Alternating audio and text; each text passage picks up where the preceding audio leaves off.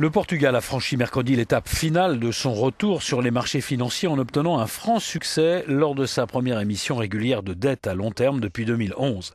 Lisbonne a emprunté 750 millions d'euros en obligations à 10 ans au taux d'intérêt de 3,57% en nette baisse par rapport à la précédente opération du même type.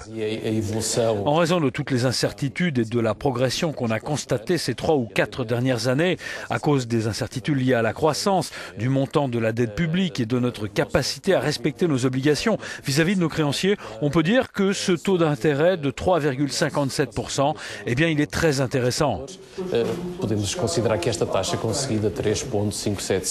Le retour du pays aux émissions obligataires régulières s'est déroulé sous le regard des représentants de la Troïka, de ses bailleurs de fonds, Union européenne, BCE et FMI. L'opération de mercredi représentait donc un test crucial pour le Portugal en vue de la fin, le 17 mai prochain, du plan de redressement négocié il y a 3 ans avec cette Troïka. Le travail de la Troïka de nos créanciers n'est pas encore terminé, a affirmé le Premier ministre portugais. Il y a un proverbe qui dit « Vous ne pouvez pas dépecer un lapin avant de l'avoir attrapé ». Mon nom est Coelho, qui veut dire lapin en portugais.